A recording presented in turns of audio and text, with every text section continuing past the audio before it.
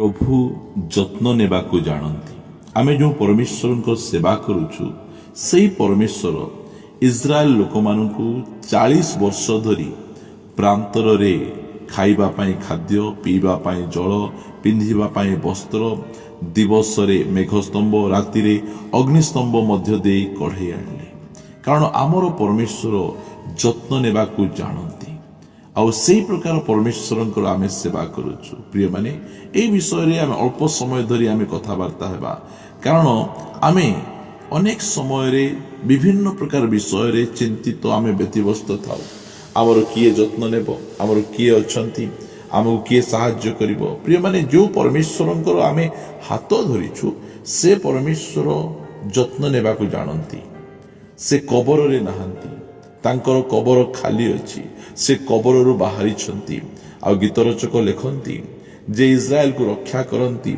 से निद्रा जानती नहीं कि घुमांती नहीं मु कहबा पाई चाहे तांको से छुट्टी रे जानती नहीं आमर परमेश्वरंकर सिंहासन सब समय रे आम निमंते खोला जो समय रे मध्य आमे तांको पाकु आमे जाई परिबा एते महान परमेश्वर से जत्न नेबाकू जानती गुड पद पढ़िबा जोहन 21 अध्याय 9 पद से माने कूलरू ओल्हई सेठारे अंगारर निया पुणी ताहा उपरे भोजा माछ और रोटी थुआ होइतिबा देखिले शिष्य माने पुनरुत्थान परे यीशुଙ୍କ सहित साक्षात कला परे से माने बैकस्लेट हे गले पछघुंचा हे गले से माने पुनर्बार माछ धरिबाकू पळेले सिमोन पितर माछ धरुतिले प्रभु तांकू डाकिले कहिले पितर तुमे आजि ठारू तुमे मनुष्य मानकू धरिबो मात्र सिमोन पितर यीशुख्रीष्ट को अस्वीकार कले आउे से एते दुखरे भांगी पड़िले जे मु यीशुख्रीष्ट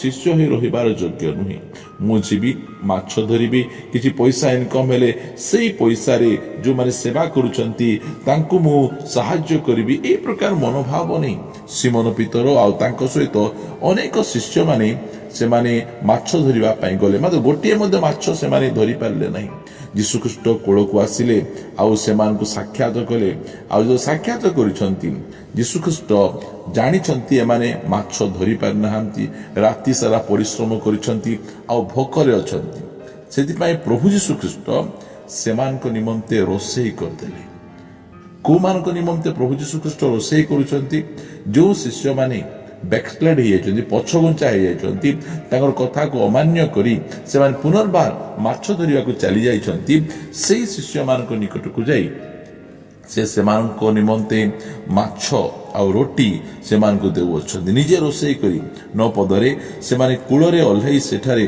अंगारर निया पुणी ताहा उपरे भोजा माछ और रोटी थुआ होइतिबा देखिले प्रिय माने 12 पद लिखा गला यीशु सेमान को कहिले आसी भोजन कर प्रभुंकर गौरव हो प्रिय माने आमे जो परमेश्वर को सेवा करूछु से केवल आमानकर आत्मार परमेश्वर नुहंती आमानकर शरीरर मध्य परमेश्वर आमानकर शरीरर जहा आवश्यक रहिछि ताहा से जोगेइबा परमेश्वर से जानती भोक कौन जानती शोष कौन कारण 40 दिन 40 राति से उपवास करी शेष से क्षुदित हेले आमे जो परमेश्वर को सेवा करूछु तांकु भोक कौन जना शोष कौन जना हालिया हेबाटा कौन जना निंदा कौन जना अपमान कौन जना से सबू जानती से 30 वर्ष काल कठिन परिश्रम करी बढ़ई भाव से काम करिसंती तांको हस्तरे से पैसा इनकम करी निज परिवार रो भरण पोषण करचंती से सबु विषय हमर बुझु अछंती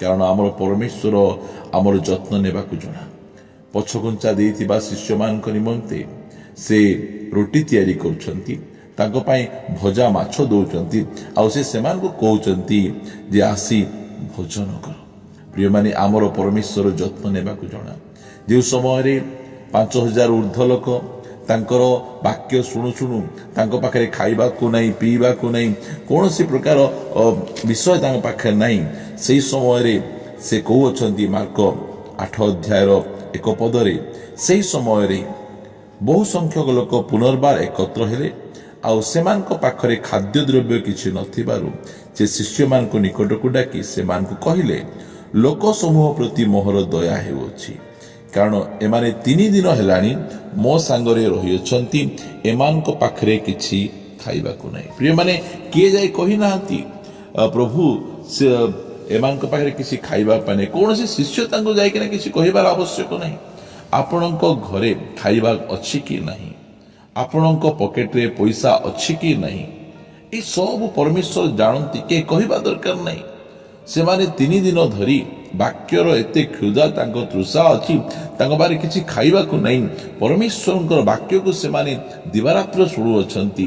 ଏହି ପ୍ରକାର ଲୋକମାନଙ୍କ ପ୍ରତି ଯୀଶୁ ଅନେଇ କହୁଛନ୍ତି, ସେମାନଙ୍କ ପ୍ରତି ମୋର ଦୟା ହେଉଛି, କାରଣ ସେମାନଙ୍କ ପାଖରେ କିଛି ଖାଇବାର ନାହିଁ। ଯଦି 3 ପଦ ପଢିବା, ଯଦି ମୁଁ ସେମାନଙ୍କୁ ଅନାହାରରେ ଘରକୁ ପଠାଇ ଦିଏ, ତାହେଲେ ବାଟରେ ସେମାନଙ୍କ ହଂସା ଉଡ଼ିଯିବ। ସେମାନଙ୍କ ମଧ୍ୟରୁ କେତେକ ତ ଦୂରରୁ ଆସିଛନ୍ତି। ପ୍ରିୟମାନେ, ଆପଣ ସଣ୍ଡେ ବର୍ଷକୁ ଆଟେଣ୍ଡ କରିବା ପାଇଁ, କୌଣସି ମିଟିଂକୁ ଆଟେଣ୍ଡ କରିବା ପାଇଁ ଆପଣ କେତେ ଦୂରରୁ ଯାଉଛନ୍ତି ପରମେଶ୍ୱର ତାହା ଜାଣନ୍ତି। ଆପଣଙ୍କର ଭୋକ କେତେ ଜାଣନ୍ତି, ଶୋଷ କେତେ ଜାଣନ୍ତି, ଆପଣଙ୍କର ପ୍ରତ୍ୟେକ ବିଷୟକୁ ସେ ଜାଣିବା ପରମେଶ୍ୱର। ସେଥିପାଇଁ ଗୀତ 139ରେ ସେ ଗୀତ ରଚକ ଲେଖନ୍ତି, ସେ ମୋର ବସିବାର ଜାଣନ୍ତି ଓ ଉଠିବାର ଜାଣନ୍ତି। ଆମର ପରମେଶ୍ୱର ଯତ୍ନ ନେବାକୁ ଜାଣନ୍ତି। ସେ ଆପଣଙ୍କୁ ଯତ୍ନ ନେବେ। 2024 ମସିହାରେ ସେ ଆପଣଙ୍କର ଯତ୍ନ ନେଇ ଆସିଛନ୍ତି, ଆଉ ଏଇ 2025 ମସିହାରେ ମଧ୍ୟ ସେ ଆପଣଙ୍କର ଯତ୍ନ ନେବେ। ଆପଣଙ୍କ ମାନସିକ, ଆପଣମାନଙ୍କ ଶାରୀରିକ, ଆତ୍ମିକ ସବୁ କ୍ଷେତ୍ରର ପାଳକ ସେ ଅଟନ୍ତି। ସେ କୋମଳ ତୃଣମୟ ସ୍ଥାନରେ ଆମକୁ ଶୟନ କରାଇବେ, ସ୍ଥିର ଜଳ ପାଖେ ପାଖେ ଆମକୁ କଢ଼ାଇ ନେବେ।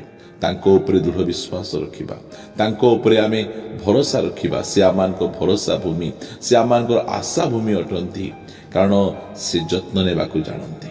ସେ ଅତି ସୁନ୍ଦର ଭାବରେ ଅବ୍ରାହମଙ୍କର ଯତ୍ନ ନେଲେ, ଇସ୍ରାଏଲ ଲୋକମାନଙ୍କର ସେ ଯତ୍ନ ନେଲେ।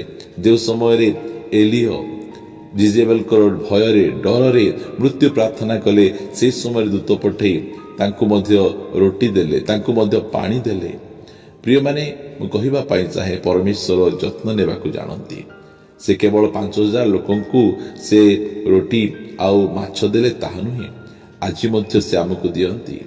ଏଲିୟ ଯେଉଁ ସମୟରେ ସେ ଲୁଚିଥିଲେ, ସେହି ସମୟରେ କାଉ ପଠାଇ ଏଲିୟଙ୍କୁ ସେ ରୋଟି ମାଂସ ଯୋଗାଉଥିଲେ। ଆଜି ମଧ୍ୟ ଆମର ପରମେଶ୍ୱର ଜୀବିତ ଅଟନ୍ତି। ସେ ପରମେଶ୍ୱର ଆଜି ମଧ୍ୟ ଆମର ଯତ୍ନ ନେବାକୁ ଜାଣନ୍ତି। ସାରିପତ୍ର ବିଧବା ନିକଟକୁ ଏଲିୟକୁ ପଠାଉଛନ୍ତି, କାରଣ ସେ ବିଧବାର ଦୁଃଖ ଅବସ୍ଥାକୁ ଦେଖୁଛନ୍ତି। ବିଧବା ଘରେ କିଛି ଖାଇବା ପାଇଁ ନାହିଁ, ସ୍ୱାମୀ ନାହାନ୍ତି।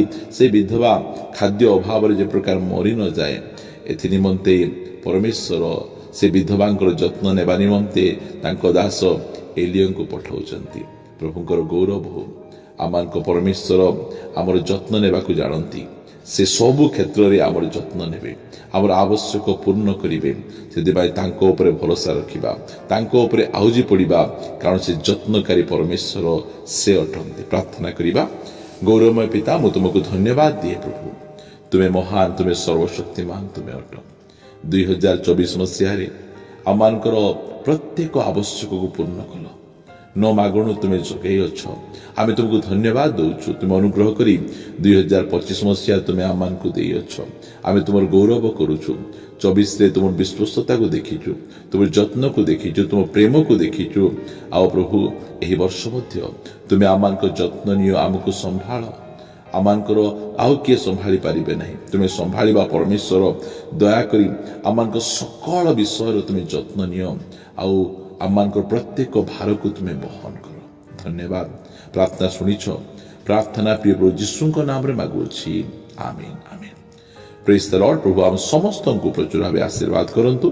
ପ୍ରଭୁ ଯଦି ଅନୁଗ୍ରହ କରନ୍ତି, କାଲି ପୁନର୍ବାର ଆଉ ଗୋଟେ ନୂତନ ଭିଡ଼ିଓରେ ପରସ୍ପର ସହିତ ଆମେ ସାକ୍ଷାତ କରିବା। ଯଦି ସନ୍ଦେଶ ଆପଣଙ୍କୁ ଭଲ ଲାଗିଛି, ଆଉ ଏ ସନ୍ଦେଶ ଦ୍ୱାରା ଆପଣ ଯଦି ଆଶୀର୍ବାଦ ପାଇଅଛନ୍ତି, ତାହେଲେ ଦୟାକରି ଅନ୍ୟମାନଙ୍କୁ ମଧ୍ୟ ଆପଣମାନେ ସେୟାର କରନ୍ତୁ, ଯାହାଦ୍ୱାରା ସେମାନେ ମଧ୍ୟ ଏହି ସନ୍ଦେଶ ଦ୍ୱାରା ଆଶୀର୍ବାଦ ପାଇବେ। ରହିବା।